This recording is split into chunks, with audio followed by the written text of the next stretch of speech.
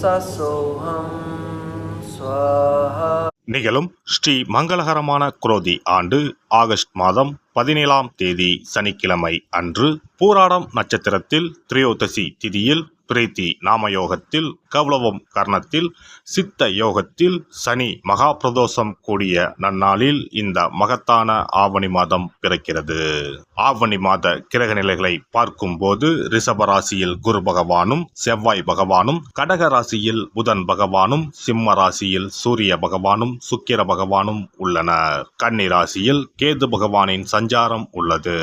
கும்பராசியில் சனி பகவான் வக்ரத்தில் உள்ளார். ராகு பகவான் மீனராசியில் பயணம் செய்கிறார். இந்த மாதம் கிரகங்களின் பெயர்ச்சி என எடுத்துக்கொண்டால் ஆவணி மாதம் 10ஆம் தேதி செவ்வாய் பகவான் ரிஷப ராசியில் இருந்து மிதுன ராசிக்கும், சுக்கிர பகவான் சிம்ம ராசியில் இருந்து கன்னி ராசிக்கும் பெயர்ச்சி அடைகின்றனர். ஆவணி மாதம் 15ஆம் தேதி புதன் பகவான் கடகராசியில் இருந்து சிம்ம ராசிக்கு இடப்பெயர்ச்சி அடைகின்றார். இந்த கிரகங்களின் பெயர்ச்சி மற்றும் சிம்மத்தில் இணையும் சூரியன் புதன், கன்னி ராசியில் இணையும் கேது சுக்கிரன் ஆகிய கிரகங்களால் இந்த ஆவணி மாதத்தில் உங்கள் ராசிக்கு உண்டாகும் சுப பலன்கள் என்ன என்பதனையும், அசுப பலன் ஏற்படுமாயின் ராசிக்காரர்கள் செய்ய வேண்டிய பரிகாரம் என்ன, வழிபட வேண்டிய தெய்வம் யார் என்பதனை பற்றி விரிவாக காண்போம்.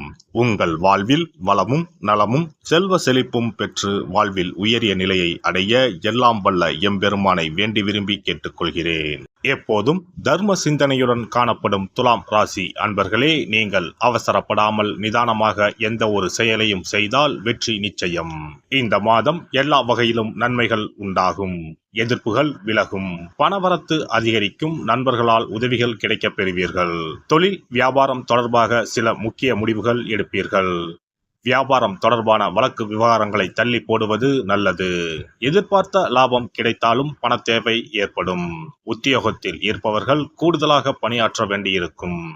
மேல் அதிகாரிகள் உங்களுக்கு உறுதுணையாக இருப்பார்கள். குடும்பத்தில் ஏதாவது வீண் விவகாரங்கள் ஏற்பட்டு நீங்கும். கணவன் மனைவிக்கு இடையே திடீர் கருத்து வேற்றுமை உண்டாகலாம். உறவினர்கள் மூலம் எதிர்பார்த்த உதவிகள் தாமதமாக கிடைக்கும். பிள்ளைகளுக்காக கூடுதலாக பாடுபட வேண்டி இருக்கும். சகோதரர்களிடம் கவனமாக பேசுவது நல்லது. பெண்களுக்கு இந்த மாதம் பணவரத்து கூடும். ஏற்கனவே செய்த ஒரு காரியத்தின் பலன் இப்போது கிடைக்கும். திடீர் மன வருத்தம் ஏற்படலாம். கலைத்துறையினரை பொறுத்தவரை மற்றவர்களுக்கு உதவ போய் வீண் பிரச்சனைகளில் மாட்டிக்கொள்ளலாம். கவனம் தேவை. வாகனங்களில் செல்லும் போது எச்சரிக்கையாக செல்வது நல்லது. அரசியல் துறையினருக்கு எல்லா நன்மைகளும் உண்டாகும். மன துயரம் நீங்கும். சிற்றின்ப செலவு அதிகரிக்கும். மனதில் ஏதாவது ஒரு கலக்கம் ஏற்படும். காரணமே இல்லாமல் வீண்பழி சுமக்க நேரிடும். ஒதுங்கி சென்றாலும் கூட வலிய வந்து சிலர் சண்டை போடலாம். கவனமாக இருப்பது நல்லது. மாணவர்கள் எதையும் ஒரு முறைக்கு பலமுறை யோசித்து செய்வது நல்ல பலனை தரும். நட்சத்திர பலன்கள். சித்திரை 3-4ஆம் பாதங்கள். இந்த மாதம் அடுத்தவர்களிடம் பேசும்போது யாரை பற்றியும் விமர்சிக்காமல் இருப்பது நன்மையை தரும். பண வரவில் தாமதம் இருக்கும். மாணவர்களுக்கு கல்வியில் பின்தங்கிய நிலை மாற கூடுதல் கவனத்துடன் அதிக நேரம் ஒதுக்கி பாடங்களை படிப்பது அவசியம். சுவாதி நட்சத்திரம். இந்த மாதம் பணவரத்து கூடும். ஆன்மீக செலவுகள் உண்டாகும். காரிய தடை தாமதம் விலகும். ஆனாலும் அந்த காரியத்தை செய்து முடிக்க கூடுதலாக உழைக்க வேண்டியிருக்கும். அந்நிய மொழி பேசுபவர்களால் உதவிகள் கிடைக்கும். வசிக்கும் இடத்தில் மதிப்பும் மரியாதையும் அதிகரிக்கும். விசாகம் 1-2-3ஆம் பாதங்கள். இந்த மாதம் தொழில் வியாபாரத்தில் முன்னேற தேவையான வாய்ப்புகள் கிடைக்கும். தொழில் போட்டிகள் விலகும். தேவையான நிதி உதவி கிடைக்கக்கூடும். உத்தியோகத்தில் இருப்பவர்கள் உற்சாகமாக பணிகளை கவனித்தாலும் அலுவலக வேலைகளில் தாமதம் இருக்கும். புதிய வேலைக்கு முயற்சி செய்பவர்களுக்கு சாதகமான பலன் கிடைக்கும். மகாலட்சுமி தேவியை வணங்கி வர குடும்பத்தில் மகிழ்ச்சி நிலவும். சுபிட்சம் உண்டாகும். சிறப்பு பரிகாரம். சொந்த வீடு அமைவதற்கு ஆன்மீக பரிகாரம்.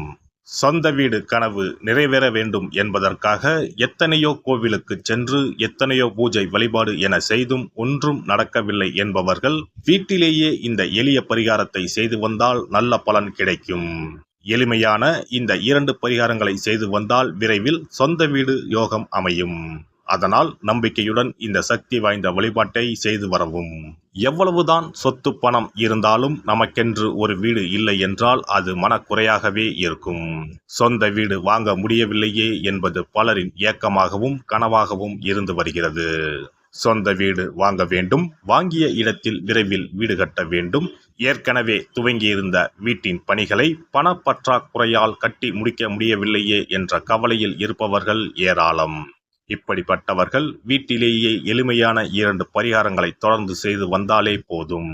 சொந்த வீடு வாங்க வேண்டும் என்று நினைப்பவர்கள், அதற்கான முயற்சியில் ஈடுபட்டிருப்பவர்கள் ஒரு சிறிய அகல் விளக்கில் விளக்கெண்ணெய் ஊற்றி தீபம் ஏற்ற வேண்டும். மகா விஷ்ணுவின் அவதாரங்களில் ஒன்றான வாமனரை மனதில் நினைத்து சொந்த வீடு அமைய வேண்டும் என்று பிரார்த்தனை செய்து கொண்டு மாதந்தோறும் வரும் திருவோண நட்சத்திரத்தன்று வீட்டின் அக்னி மூலையான தென்மேற்கு மூலையில் இந்த விளக்கை ஏற்றி வைக்க வேண்டும். அக்னி திசை என்பது மண்ணுக்குரிய திசையாகும். அதாவது அங்காரகன் எனப்படும் செவ்வாய் பகவானுக்கு உரிய திசை இதுவாகும். 3 அடி மண் கேட்டு 3 உலகையும் அளந்தவர் வாமனன். அதனால் அவரை நினைத்து பால் பாயசம் நிவேதனமாக படைத்து வழிபட்டு வந்தால் விரைவில் சொந்த வீடு யோகம் அமையும். மற்றொரு பரிகாரமாக வீட்டில் பயன்படுத்தும் காமாட்சி விளக்கு அல்லது கஜலட்சுமி விளக்கு அல்லது வழக்கமாக பயன்படுத்தும் ஏதாவது ஒரு விளக்கை எடுத்துக்கொள்ளுங்கள். விளக்கை சுத்தம் செய்து மஞ்சள் குங்குமம் வைத்து வாசனை மிகுந்த வெள்ளை நிற பூக்கள் சாற்றுங்கள். பிறகு 5 ரூபாய் நாணயத்தை விளக்கிற்குள் போட்டு நெய் அல்லது எண்ணெய் ஊற்றுங்கள். ஒரு சிறிய தட்டின் மத்தியில் மஞ்சள் குங்கும பொட்டு வைத்து அதன் மீது 5 ரூபாய் நாணயத்தை வைத்து நாம் ஏற்கனவே தயார் செய்த விளக்கை இதில் வைத்து விளக்கினை ஏற்ற வேண்டும். தினமும் காலையில் 6 மணி முதல் 7 மணிக்குள் இந்த விளக்கை ஏற்றி வந்தால் விரைவில் வீடு கட்டுவீர்கள். 5 ரூபாய் நாணயம் என்பது குபேரனுக்கு உரியதாகும். இதை விளக்கில் போட்டு ஏற்றுவதால் வீடு கட்டுவதற்கான அல்லது வீடு வாங்குவதற்கான பணம் ஏதாவது ஒரு வழியில் உங்களுக்கு கிடைக்கும். காலை 6 மணி முதல் 7 மணி வரையிலான நேரம் என்பது ஞாயிற்றுக்கிழமையில் சூரியன், திங்கள் கிழமையில் சந்திரன், செவ்வாய்க்கிழமையில் செவ்வாய், புதன் கிழமையில் புதன், வியாழக்கிழமையில் குரு, வெள்ளிக்கிழமையில் சுக்கிரன், சனிக்கிழமையில் சனி என நவக்கிரகங்களில் பாவ கிரகங்களான ராகு கேதுவை தவிர்த்து மற்ற 7 கிரகங்களையும் குறிக்கும் ஹோரை நேரமாகும். இந்த நேரத்தில் விளக்கு ஏற்றுவதால் நவக்கிரகங்களின் அருள் கிடைத்து பூமி யோகம் உண்டாகும். எந்த ஒரு பரிகாரம் என்றாலும் மனதில் முழு நம்பிக்கையோடும் இறைவனை உறுதியாக வேண்டி வழிபாடு செய்தால் மட்டுமே பலன் தரும். எளிமையான இந்த பரிகாரத்தை தொடர்ந்து செய்து பயன்பெறுங்கள். எல்லாம் வல்ல இறையருளால் நீங்களும் உங்கள் அன்பு குடும்பமும் உடல் நலம், நீலாயுள், நிறை செல்வம், உயர் புகழ், மெய்ஞானம் ஓங்கி வாழ்க வளமுடன். இந்த வீடியோ பதிவு உங்களுக்கு பிடித்திருந்தால் லைக் பண்ணுங்க, கமெண்ட் பண்ணுங்க, ஷேர் பண்ணுங்க, மறக்காம சப்ஸ்கிரைப் பண்ணுங்க, பக்கத்துல இருக்கிற பெல் பட்டனை கிளிக் பண்ணுங்க. நன்றி, வணக்கம். ஓம் நமச்சிவாய, சிவாய நம.